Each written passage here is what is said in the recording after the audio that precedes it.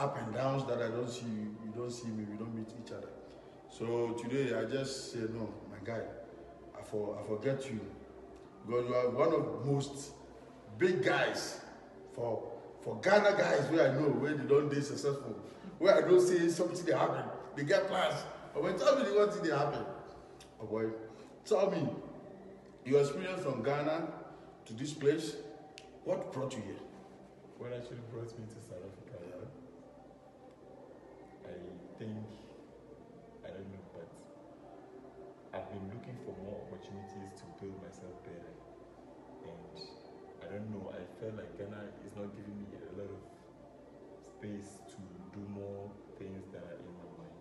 So I wanted to explore more and see how things can go beyond Ghana. Yeah, you must speak a little bit louder. Yeah. You know, this is the Ghana guy that his name, I will give you your name because Daniel, I don't want to mention your name. Daniel, guys. Daniel, so in Ghana, what did they call you? Daniel. Okay. When you did Ghana, before travel from Ghana to this place, what did they do in Ghana? Where you leave that thing? Come here. I was a teacher, guys. I was a teacher. I was teaching English and science in a high school in Ghana. I was a teacher, but I felt like, no, I have got a lot of potential, but teaching in Ghana is limiting me so much that I can't do much in Ghana. So I feel like, no, let me take a chance, come to South Africa and explore myself. I can do a lot of things beyond teaching in Ghana. That's why I came to South Africa. Hey, give me 5, man. And you know, my guy, I don't think I want to know, Danny, from your travel from Ghana to South Africa, how did you experience the traveling? How did you get your visa? And how did you manage to get a ticket? And all those things. And who did you came to visit? Or who helped you to like arrive in South Africa? And how did you do it? Okay. First, when I wanted to come to South Africa, I had a friend on Facebook who invited me to South Africa. And I felt like, no, I don't want to go to South Africa, man. What is there in South Africa for me?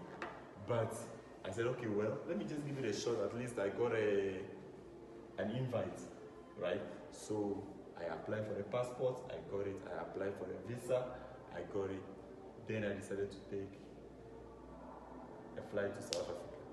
So when I got the visa to South Africa, the friend that invited me to South Africa, he just disappeared on Facebook. So like I was, yes. So I was just so confused. I didn't know. Like I was asking myself, must I continue this journey, come to South Africa or not? But I said, okay, let me just give it a shot. I contacted another friend on Facebook, and the friend said to me, Kenny, come to South Africa.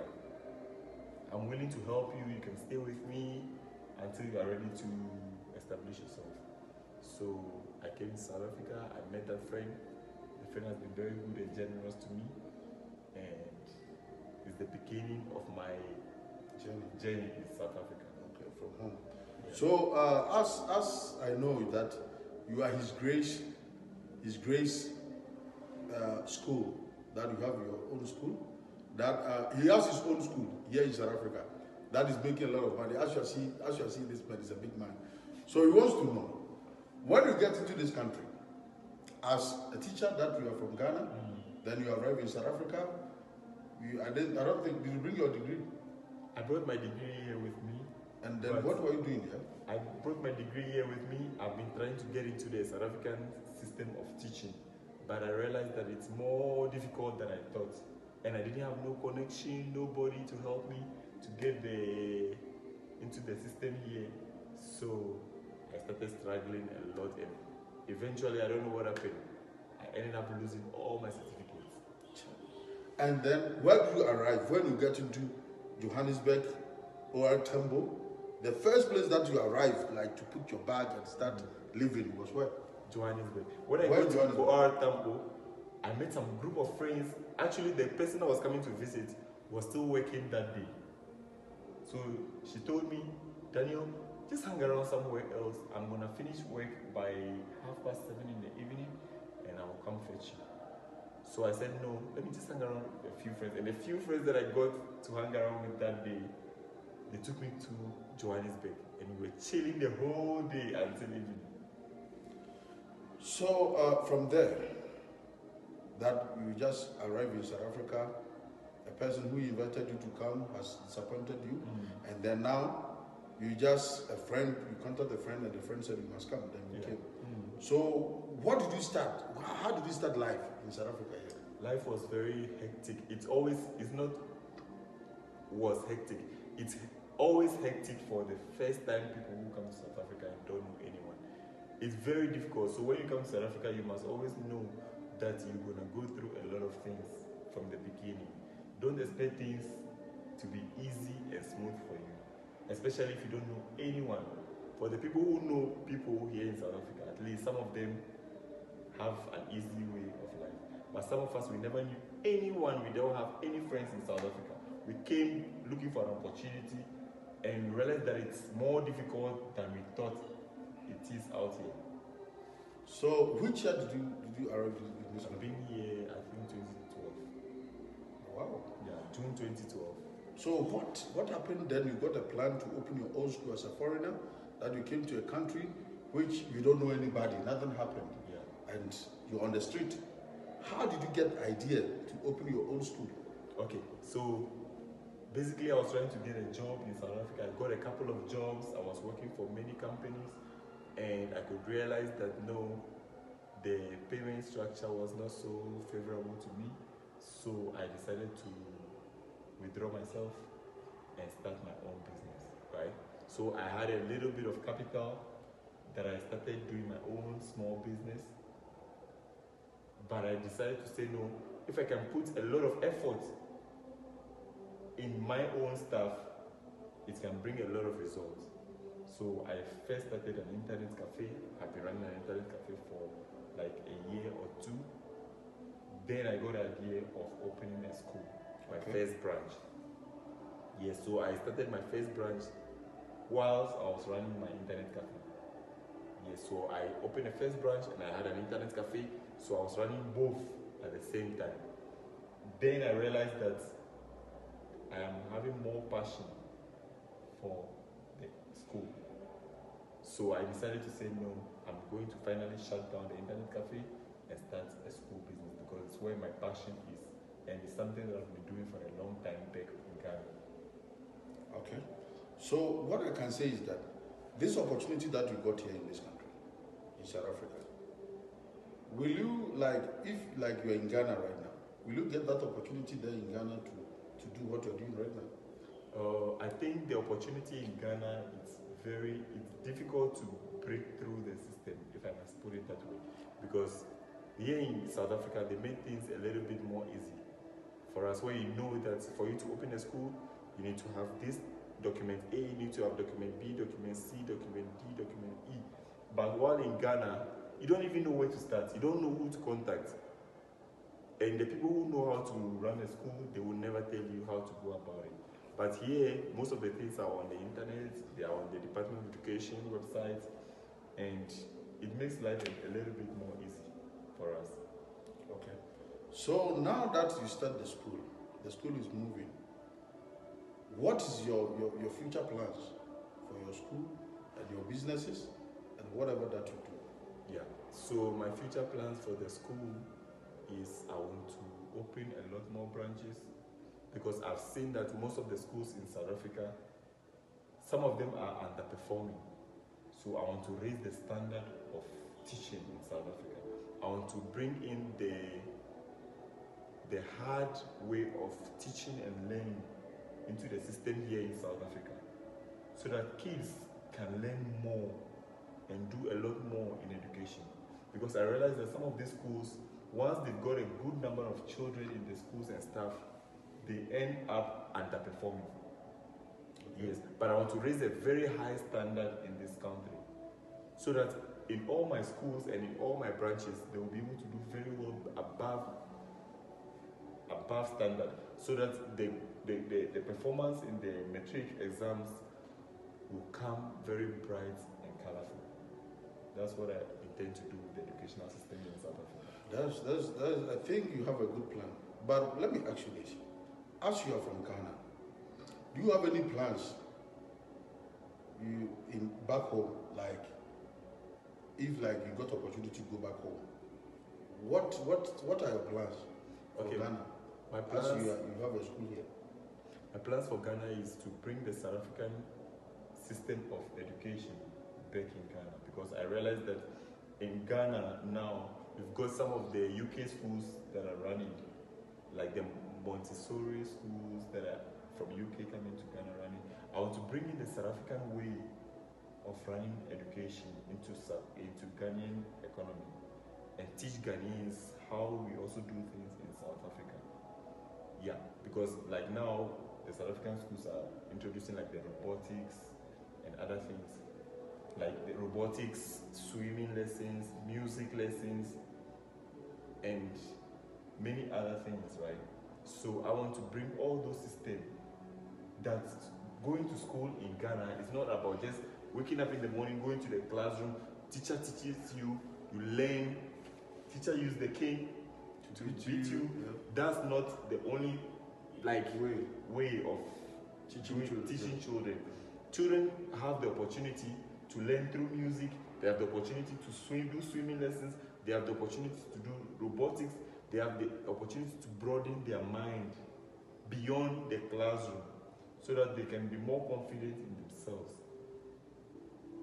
That's what I want to bring into the Ghanaian system of teaching. Yeah, but that catches my attention. Let me ask you this, as you have been a teacher in Ghana, why is it that if someone finished from let's think that JSS, now what do we call it? Junior high school, and then they got pregnant and they can't go to senior high school. Why is it like mostly the girls that they have that kind of problem in Ghana? All right, so you're talking about teenage pregnancy. I'm talking about teenage pregnancy in Ghana. Like here in South Africa, some people, that what I see is that some of the people that they go to junior high school, they got pregnant, they still go to school, write the matric, and then get their certificate. But Ghana is not like that. Okay. So I want to know, as you have been a teacher in Ghana before, how did the teacher cope? Like when you get pregnant, you have to get out from school so that you start selling oranges, bananas, coconut, and other stuff on the street. But here it's not like that.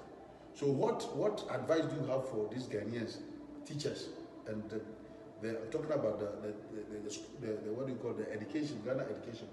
If you have let's think that now they employ you to become a minister of education in Ghana, what are you going to do for those kind of problems or those kind of situations? All right. Firstly, what I observed in Ghana is that we've got like a little bit of stigma attached to girls who fall pregnant whilst they are in school, right? Sometimes it's not really their fault. Other times also maybe it's their fault. And the third problem is they've got a stigma in Ghana where a girl falls pregnant out of school. Everyone is looking at them like, whoa, this girl doesn't know what she's doing and all those things. But here in South African system, like, even though there's also a stigma that a girl falls pregnant and she's out of school, but society makes them feel like, no, you still have a long way to go. You still have a shot at going back to school. Don't give up. They don't deprive you that opportunity to go back to school. Like unlike Ghana, where everyone just looks at you like your life is finished, your life is in a mess. You know, sometimes as parents we need to encourage our kids, even though they are pregnant and stuff, that hey, this is not the end of the world. This is just the beginning of the world. Welcome to motherhood. You can still make it. Look, the Minister of Education also went through this. The Minister of this, just to give your child a little bit of encouragement, because that little bit of encouragement you can give your child at that point can go a long way to change your child's life. Here in South Africa, unlike Ghana, you realize that most of these women who fall out from schools and they have babies and other stuff, when they go back to university and stuff and they finish, they always post pictures. You see them posting pictures like, whoa, I'm a mother of one, but look, I've got my degree. Whoa, they are so proud. Mother of one with a degree. Mother of two with a degree. I'm so proud. Sometimes they bring their children into the picture. Mother of one, they take a picture of my son. Yeah, I might fall out of school, but I made it. They are so proud of their achievement. Do you understand? So sometimes the society must also not be too judgmental on these people. Otherwise, it breaks them down. It makes them feel like this is the end of the road for you. Let's tell them that this is not the end of the road for them. They can go far and beyond in life, beyond what the society is saying. And Ghanaian society, yes, we sometimes judge a lot of people, but sometimes it's not good because it's not healthy, because it breaks people's courage down. It breaks people down. It makes them feel like this is the end of the road for you. So that is a little bit of bad thing that I've seen in our society back in Ghana. The society where the whole uncle, the whole family, everyone condemns you and rejects you, and you feel like you are like left alone, like no one cares about you anymore. Yes. Because you fall pregnant out of school. Yes. So yes, it's not a good thing to fall pregnant out of school, but let us not make these people depressed. It can kill them, it can break them down more than whatever they have done wrong. At least a little bit of encouragement, word of encouragement to tell them that no, listen, it can get better. Because life, it's something that nobody else can explain. And the funny thing is, people who we underestimate, we underrate, they are the ones who go on top in the future. I've seen a lot of people in my childhood who were nothing. I've seen a lot of people in my childhood who we condemn. I've seen a lot of people in my childhood who were begging on the streets, but today they are on top of me. They are on top of us. Why? Because you can't predict what life has for tomorrow. So if we can learn that from Ghana and stop judging people too much, we can give opportunity to a lot of people to grow and be better in the society. Okay, let's talk about, as you are a teacher, that when you look at the system of teaching in South Africa and the system of teaching in Ghana, what's your advice for the government or for the teachers in Ghana?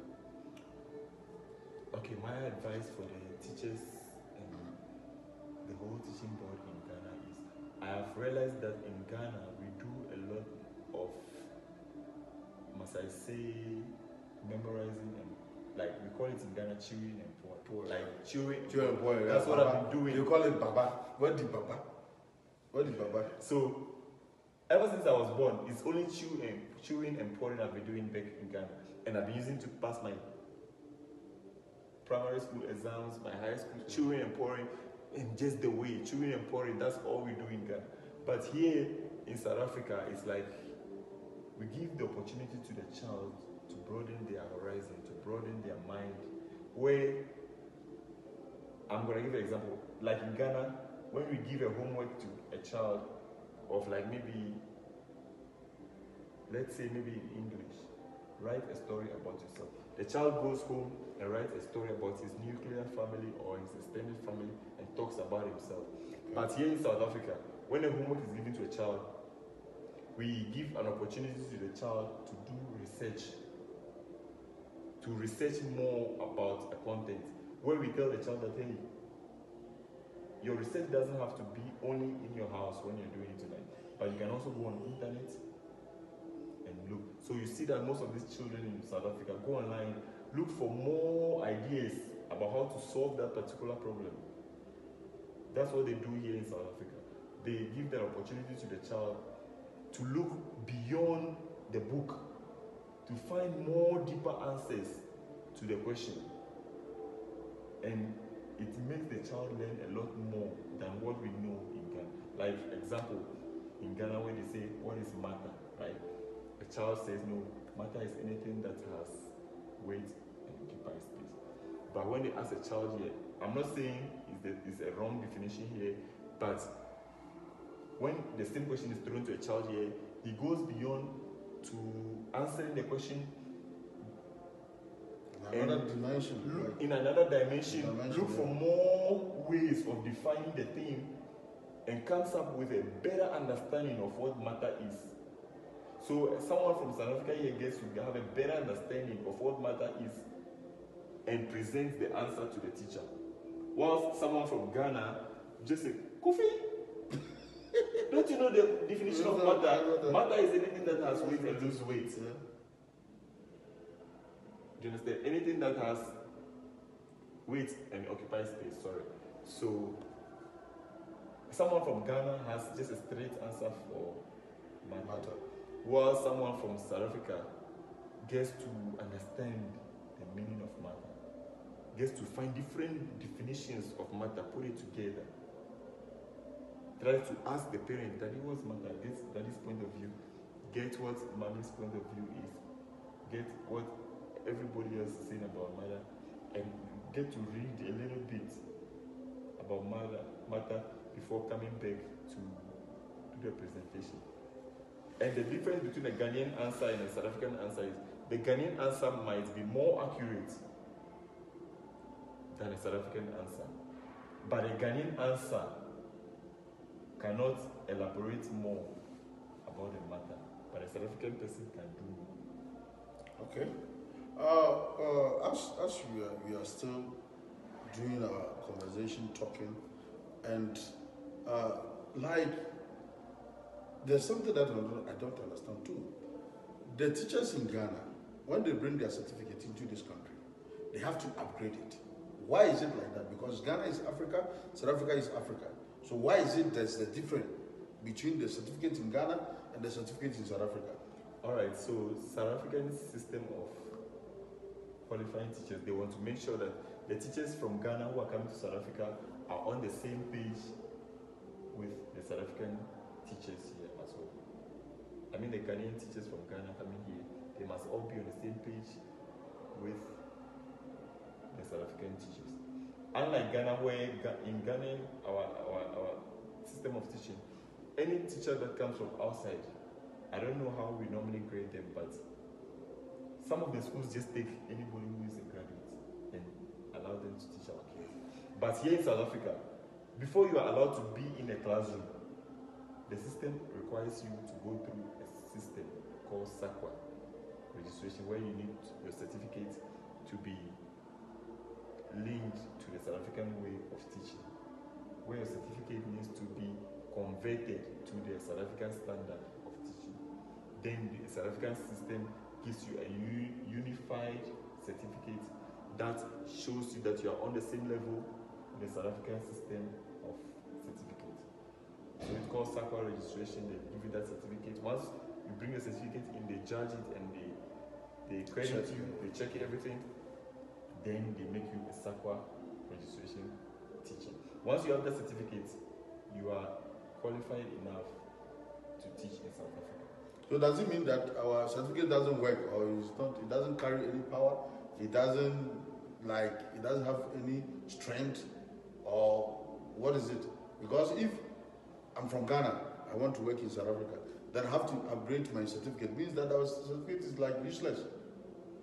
I don't think our certificate is useless, but they're just trying to make it look more unified so that we are all on the same page. Because imagine if you get your distinctions AAA from Ghana, they want to be able to convert it to the South African system of grading. They want to make sure we are all on the same page here before you can be able to teach the system. There's something that I don't understand, but I have to take it like that. And then something that I want to ask you. Brother Daniel, as you're in South Africa, how do you see this place, and how are you going to, if like, let me ask you this, if like someone wants to come to South Africa, which advice are you going to give it to that person that's coming from home to this place? Well, what I have to say about people who want to come from Ghana to South Africa. South Africa is a very beautiful place. It has a lot of opportunities, and it also has a lot of things that are not so great. But it depends on you, the individual. If you have one thing about South African land is if you come here and you love this country will give you all the goodness of this country. But if you have if you hate everything that you see here, you have a very bad heart for this country will not give you its glory as well. So first thing when you come here is you have to tell yourself, if you want to stay here, you need to open your heart for this country. This country will accept you, give you all the things that you want. Okay. But if you don't open your heart for it, it will also reject you and treat you bad. At the end of the day, you end up going home. But a lot of people said that this country is like they post on Facebook and Twitter and Instagram and other stuff that our country, Ghana or Africa, some of other countries are better than here. Because it's like this country, there's a lot of, violence, xenophobic, and a lot of things that is going on. So I want you to advise people that they want to come to this country. If when you came here, do you have any encounter with this kind of problems like xenophobic, or you have a problem that you are threatened by another South African person or someone on the street or whatever? Okay, ever since I came here, I've never had any encounter with people who have been threatening me or any xenophobic attack. I live here in a very safe place, and I don't think those things happen around where I stay. Those things happen somewhere else that I see on TV anyway. I've never seen it personally anyway, but I've never seen much of that. I only see them on TV anyway, and I'm very much safe and very much alive, as you can all see, guys. So if someone wants to bring his daughter or her daughter to your school, where is the school situated in South Africa? Okay, so our school, we've got 3 branches right now. We've got 1 in Rambek, and we've got another 2 in Rhodaport as well. Yes, so we've got 3 branches for now. Okay, so how much is the admission fee and all the cost and everything? You know, documentation and all those things, how much is it? Okay, our registration form for the nursery school is 300 Rand, and the fees is 1,300 Rand a month. Okay. Yes. Okay. Which I will link the video on YouTube, so people they will go and check it, the school, the activities that is going on in the school, and how they are doing all their own things, so that you can be able to see whether they are doing the good things or the bad things, or you want your child to come to the school. Because as for me, my child doesn't go to school this place, but I know this school, that is a friend of mine that he has this school which I can introduce to other people to bring their children to, because my children, they are already grown. So that's what I can say. But brother Daniel, let's go back. In Ghana right now, if you should have opportunity, like to go to Ghana to go and stay there, what exactly are you going to do in Ghana? Because what I can see is that people are saying that the country is messed up and the country is not safe anymore. Because I've been seeing some of other things on Facebook and Twitter, Instagram, and other stuff, that people are beating people, people are shooting people, people are fighting, people are smoking drugs, there is robbery, there is killing of people. So as we are here in South Africa, because a lot of Ghanaians says that South Africa is not a good place for violence and all those things. But when I check in Ghana right now, things that is going on in Ghana now, I think even South Africa here is better than that. Because let's take it this time that you're sitting here talking. It's late. But we can drive back home. I can drive back home from you and go back to a safest place, where we stay.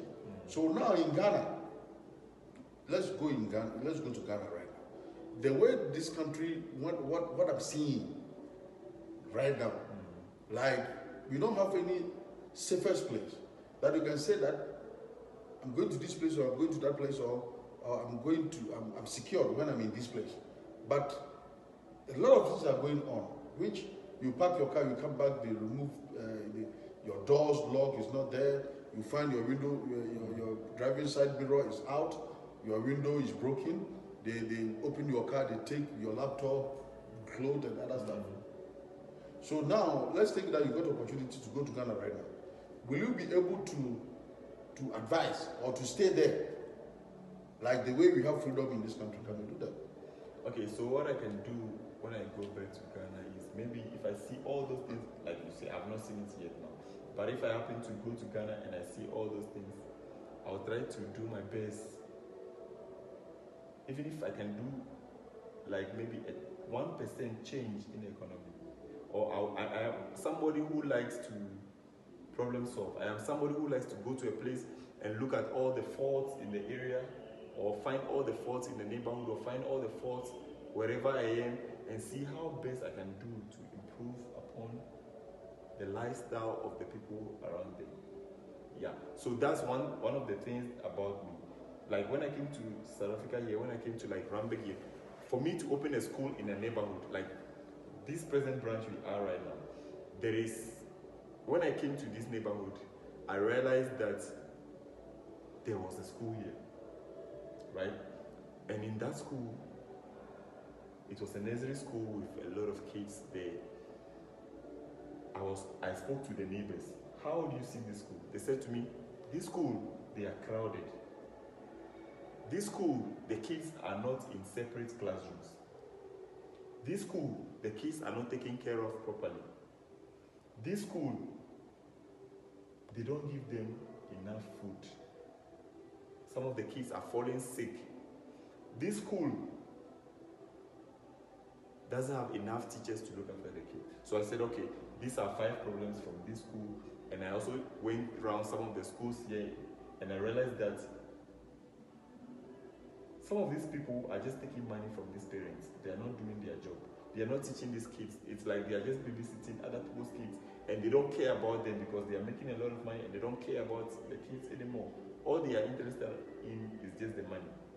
So I said, okay, if this school has got 5 problems, if I can bring a school into the system and fix all these 5 problems, I think I'm going to give this school a run for their money. So I got a space next door to this school. I made sure that my school has divided classrooms. I made sure my school has enough teachers per class. I made sure my school is very clean and neat. There is no sickness whatsoever in my school. I also make sure my school follows all the protocols of the Department of Education. I also make sure my school is far ahead of that other school. Now, what is happening now, the school next door to me, they are very much scared now because they feel like there is a competition. Everything they don't have, I've got it in my school. So now, some of the kids from that school are coming to my school. Every month, they keep coming to my school. Now that school, they've seen that there is a strong competition now. They are trying to wake up. They are trying to up their game. They are even saying registration is for free there.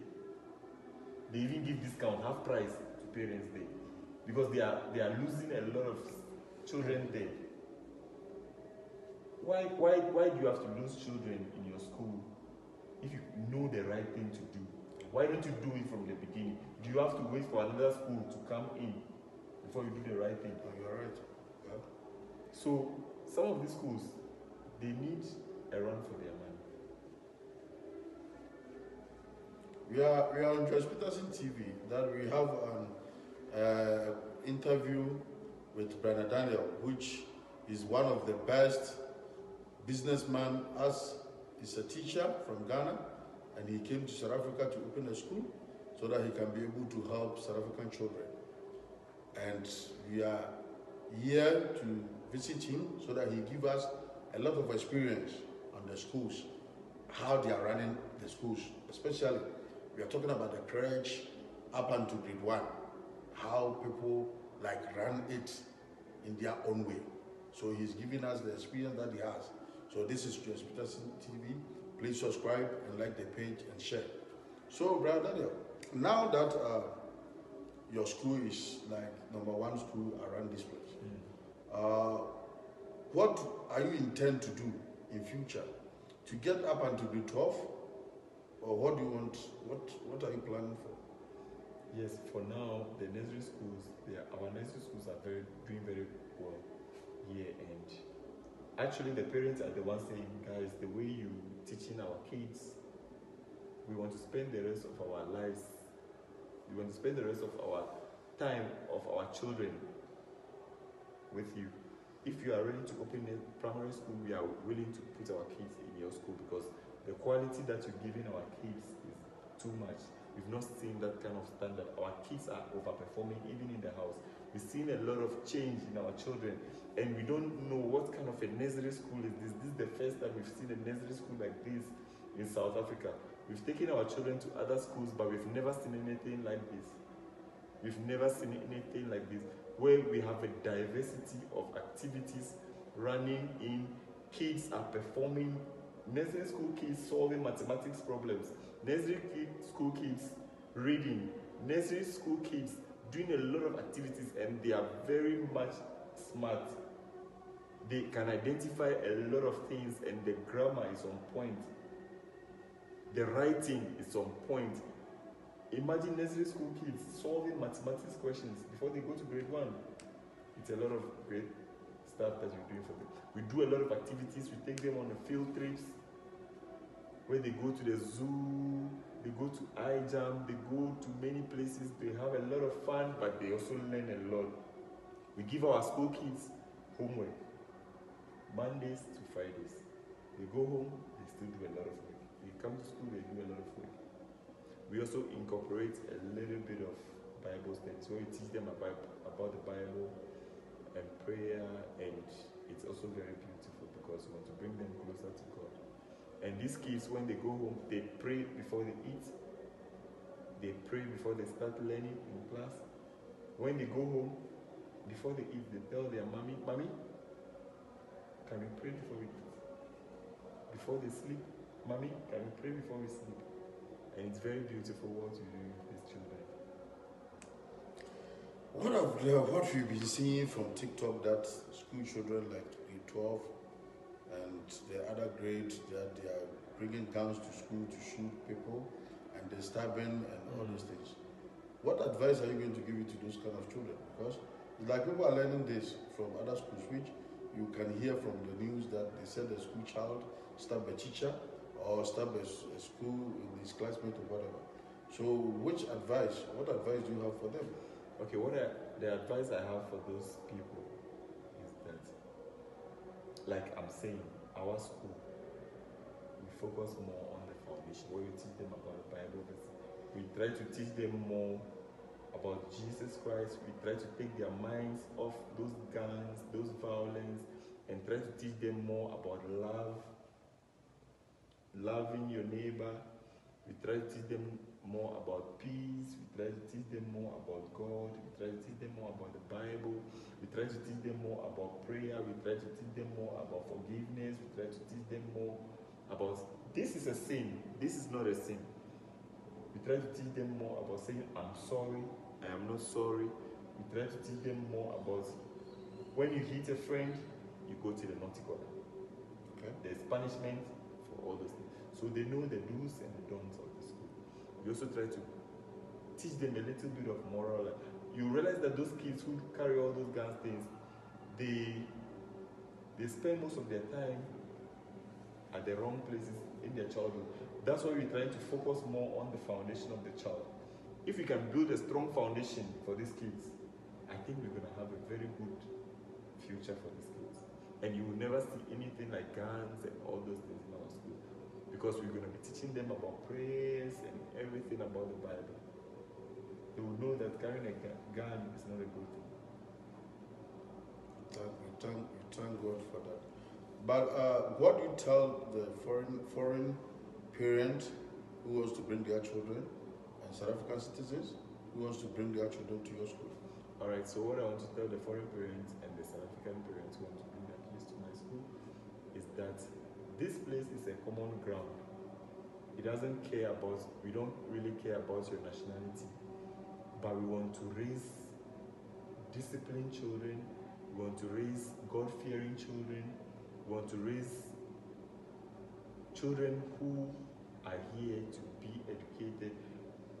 Actually, children come from different homes with different behaviors, but we bring all of them together under one umbrella, and we want to make sure that we give them the best of knowledge. We want to give them the best of tutoring.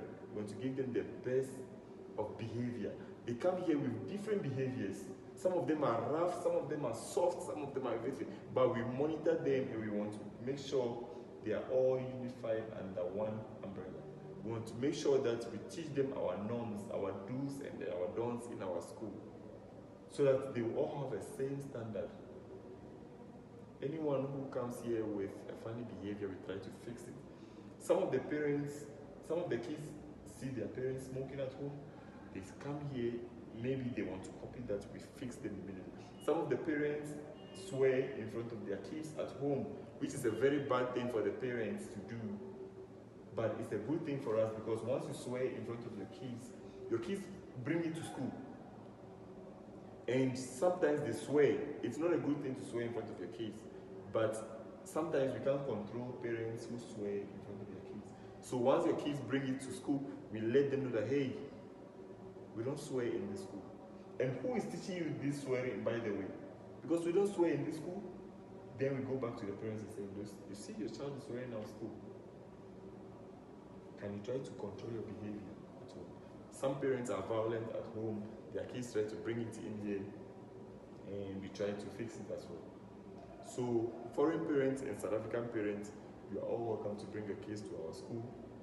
We are very much happy to work with all your kids and give them the best of behavior. And you will see a lot of change at home yourself once you bring your children to our school. Can you give us the address to the school and the name of the school and telephone numbers? Yes, so the name of the school is His Grace Nursery School. We are located here in Randburg. It's shop number 246 Oriental Plaza, Randburg, Fendale. Yes, that's where we are located. And what of the other branch in Rudaport? Our Rudaport branch is 361 Socrates Street, Davisonville, Rudaport, and one.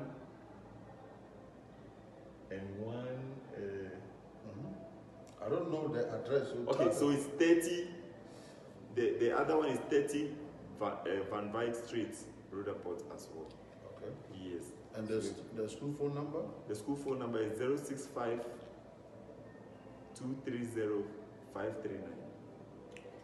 Yeah. But we make sure that we put that what you call the number on the screen, so that anyone who watch this video or whoever wants to take his child to this school can have access to call the principal. This is the principal, Daniel, sitting here. So that you can see the principal. So when you are coming, you are not going to be afraid, because you can see him. Then you solve the problem that you have at home, that you want somebody to help you to solve it. So please, parents, when you are coming, come with your kids and the school. You come in, they will give you a chance to check all their premises, from toilet to classrooms, from bedrooms to whatever that he wants to know. And please, when you come, you must ask questions. Yeah. That's the important thing. You must ask questions. Don't say that Joyce Peterson TV, I watched this video there, which I did not ask any question. I just took my child and this is what I'm getting from there. No. When you go to the school, try to talk to the teachers, try to be friendly to them, try to let them understand that I'm bringing my child and I want to know everything that is happening, because I know some schools that when you are taking your child to the school, they don't give you a chance to come into the premises to see whatever that is happening. But I know that by His grace, you can come in here and check everything to see of yourself that, okay, this is the school, this is where it's located, this is the classroom, this is the teacher, this is the classmate, and all those things that I know they do. So please, we are doing this advert for free. Whoever does wants to do advert, come to us. You advertise whatever that you want to sell. If you want your company or whatever that you want to do, just call us. You come there, and then you talk, and you tell us what you want to do. Then you put it on the app so that everyone can see. Because as we are talking right now, we are on YouTube, and we are going on Facebook and Twitter, Instagram. We got accounts everywhere. That is Joyce Peterson TV. So please don't forget, when you're watching this program, try to subscribe, share, and like the program, because it's going to be effective. And this is not the first time. This is not the first and last. We will still continue for you guys to know that The school that we introduced for you guys to take your children there, they are doing well, or whatever that is happening. So we will still come back to you. Bye, Brother Daniel, as I'm going to leave you now, I can't leave you with, like, just go. I want you to tell me exactly that as you have these plans for children, all those things, and the school and everything, the parent of those kids, what do you want to tell them? Because some of the parents, they want to bring their children, but they want to know of the behavior of the standard of the school, as you said, and the behavior of the other children. And then if their kids are not like, we have some special kids that they go to special schools. So let's take that if there is a child who is a special child, which treatment or how are you going to help that child? Okay. So for the kids of the special needs kids, what we normally do for them is give them a lot more attention. I myself am a teacher, so if a special needs child comes to our school, I am able to detect it quickly and know which areas is struggling in. So what we normally do is our teachers get to work hand in hand with the parents and see where they are struggling in the most, and we try to fix it. We try to give that special needs child a lot more attention and try to push that child to the edge until they start getting results that we want. Yes. But our system helps a lot of special needs kids to fit into what we do.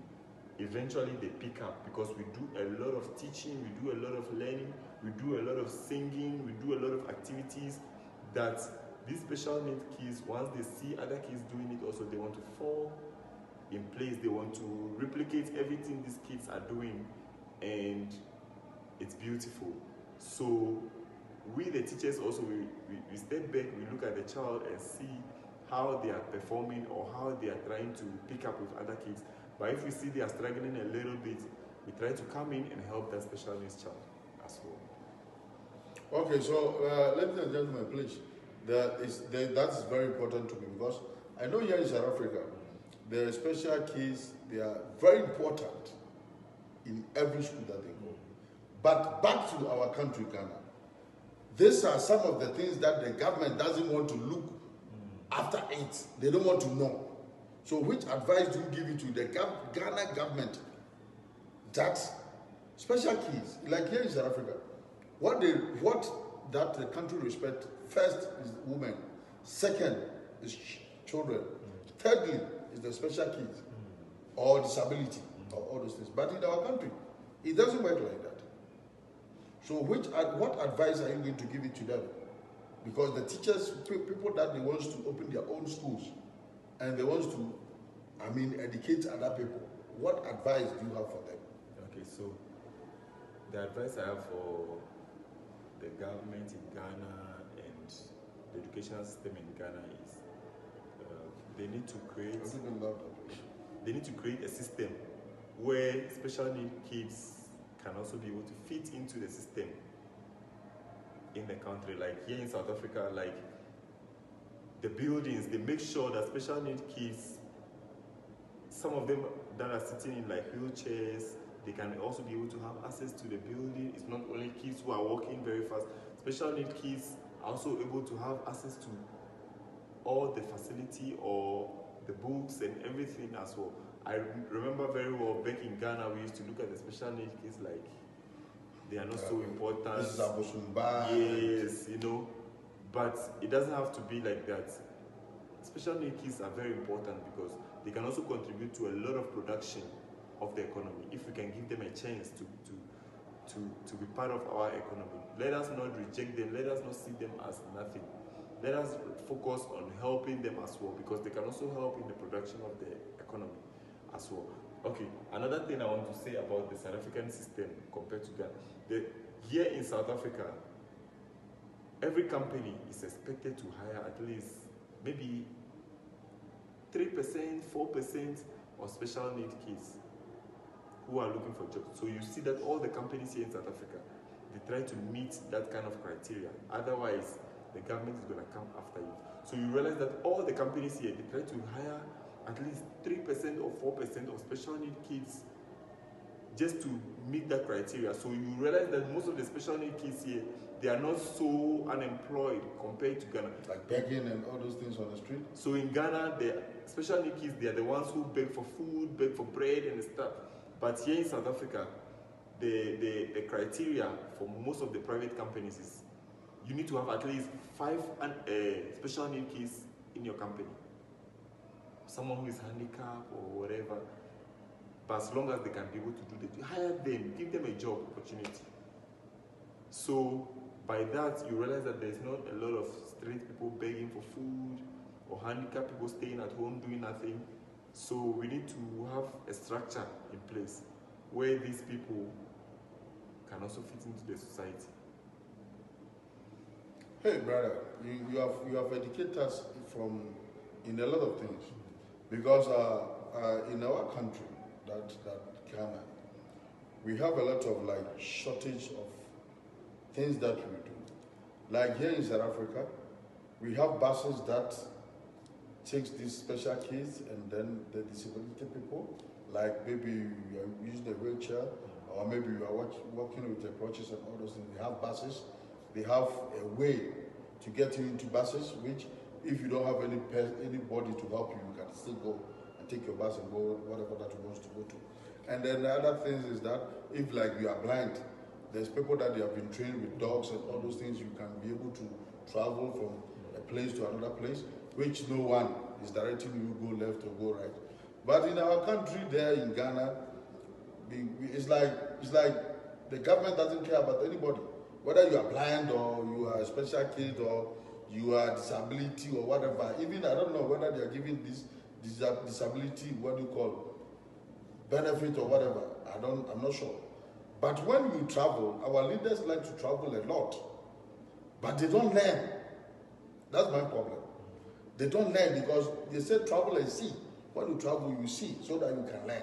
But our leaders travel every 24 hours, flying to other countries, but they don't learn. That's some of the problems. So as we travel to this country, then we have seen from this South Africa, this country, that it's not about one person. It's not about me or you or whatever. They care about everyone who is in this country, whether you're a foreigner or a citizen or whatever. They don't even want to know. What they want to know is that are you fine? What has happened to you? And all those things. And then the other thing that I wanted to ask you is not on this program, but I want to ask you. You see, like last week I saw a police, like Ghana boys are beating police and police are fighting the citizens and all those things, which in this country you can't beat the police. You can never beat the police.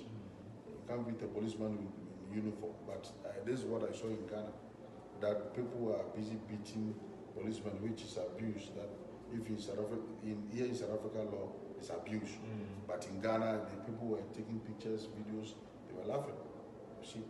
So I want to ask you, this situation of how we treat people in our country, is it good for us, or is taking us backwards, or is treating us to get mad in their country?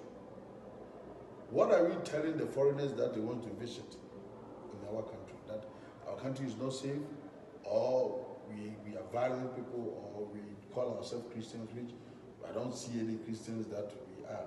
What advice do you have for these Ghanaians that they do all those things?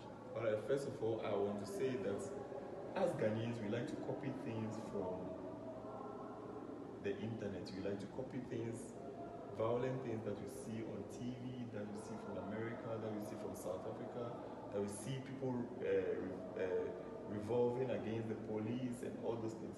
And I want to tell them that, guys, whatever you see on TV, most of them are not true anyway. Like, even the xenophobia thing from South Africa, like, I think it's something that has happened many years ago, that when the rumors come up, those pictures that they took 10 years ago, they post it on the media. Then in 2 years' time, they repeat the same pictures again. Then they repeat the same pictures again. So it causes a lot of chaos back in Ghana. When you see all those people fighting the police in America and stuff, most of those things, they are just acting them up. Some of them also, they are things that has happened before. Some of them, they are just like a movie or something. Let us not try to copy the white men. Let us not try to copy things from America or South Africa or whatever that you see on TV, because it's not, most of them are not true. Let us not try to learn the bad things of South Africa or learn the bad things of what we see on the internet. Because I know Ghana is a very peaceful and beautiful country and very safe. It's one of the safest places that you can ever be. Let us not try to change our ways by doing the things that you see on the internet. It spoils the name of our country. Actually, we are trying to do the bad things that you see online that are not true. We try to make it true. Yeah. We try to manifest them online. Whilst here in South Africa, we are safe and we are free and we don't have any issues. But when you see on pictures on internet, you see people's head cutting off and things, and you feel like, no. If South Africans are doing this to our brothers, let us also be very violent in Ghana. But we are very much safe here. And all those things you see and you are acting upon there in Ghana, it's just internet pictures, guys. Even in America, people are very much safe there. All those things are just internet pictures. Don't try to act like Americans, because we are not Americans, we are Ghanaians. So let us not copy the things that we see on the internet. Let us not try to be. Ghanaians are not violent people. We are soft, nice, and gentle people. Let us not try to attack our police. Even there is not a lot of crime in Ghana that much, we can try to reduce more crime instead of fighting our police. What are we fighting our police for? These are the people who protect our economy. These are the people who protect us from bad and evil people. Now if you attack them, what are you trying to say now? Because we are not bad people. We are not people who of violence. We are not people who do those things to police. So we can do better than that, guys. So what are you telling South African people? Because now we are here, we are in peace, and we don't have any problem. If we have any problem, we should have seen. Yeah. So what is your last words that you're telling South African people? Well, I've been in South Africa for many years now, but I only see those violent things on the Facebook and on the internet and other things, but I've not really seen it physically. I've seen where maybe the attacks, where I walk through the streets and I see a few violent that it has happened here and there, but it's not so dangerous like on the internet, guys. We are very much safe here. I've not seen any of my friends or family or relatives who has been brutally hurt or anything. We are all safe here. You don't need to stress about us. We're good, guys. We are very much alive and safe. So whoever that coming to South Africa from Ghana, what advice are you giving those people? Because you know all the time they're calling, hey bro, are you cool? They said they are killing people, they are cutting people's head. So please, I want to know whether you're okay. Yes, so what I want to say to all those people is, South Africa is a very safe place, guys. It's safer than we think. It's safer than we see it on the internet. It's not as violent as we see on the internet. Those internet pictures is the same picture that they repeat to us every 2 years or every 3 years, just to create fear in Ghana that, yo, my parents were calling me every single day just to make sure I am alive. But I told them, Mommy, you see more violence from South Africa than even I do myself, because I am here in South Africa, but I don't see even the violence. Because they are trying to use those pictures to create a certain image for South Africa for you, and which is very bad. So the internet can really destroy a lot of people's mindsets about things. So now it's like in South Africa now you are good and you are safe and sound. Very safe.